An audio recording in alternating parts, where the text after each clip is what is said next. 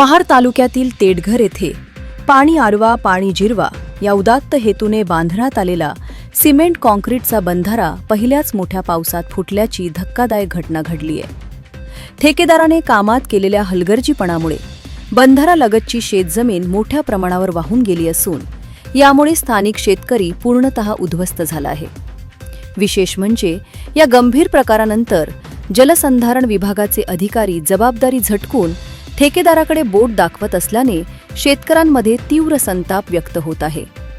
कोरडवाहू शेतकऱ्यांना उन्हाळ्यात नगदी पिके घेता यावीत यासाठी जलसंधारण विभागामार्फत हा बंधारा उभारण्यात आला होता. मात्र पहिल्याच पावसात बंधाऱ्याचे पितळ उघडे पडले. स्थानिक शेतकऱ्यांच्या आरोपानुसार बंधाऱ्याच्या बाजूला आवश्यक असलेली संरक्षक भिंत, दगडी पॅकिंग आणि मातीची धूप रोखण्यासाठीच्या उपाययोजना करण्यात आल्या नव्हत्या.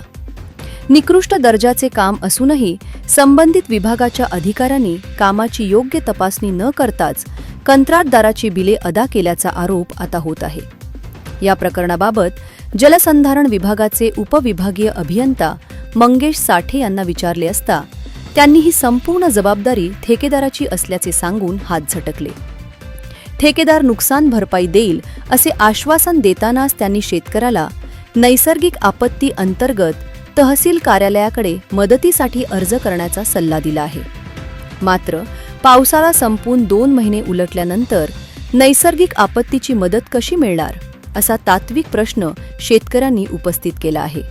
बंधारा बांधताना जलसंधारण विभागाचे अधिकारी आणि शाखा अभियंता झोपले होते का असा सवाल नुकसानग्रस्त शेतकऱ्यांनी विचारला आहे.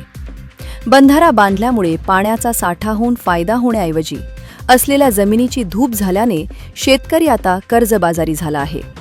या निकृष्ट कामाची उच्चस्तरीय चौकशी करून दोषी ठेकेदारावर फौजदारी कारवाई करावी आणि शेतकऱ्याला तात्काळ नुकसान भरपाई द्यावी अशी मागणी ग्रामस्थांनी केली आहे. प्रशासनानं याची दखल न घेतल्यास जलसंधारण विभागाच्या सचिवांकडे तक्रार करून तीव्र आंदोलन छेडण्याचा इशारा शेतकरी संघटनांनी दिला आहे. जनोदयकरिता मिलिंद माने, महाड.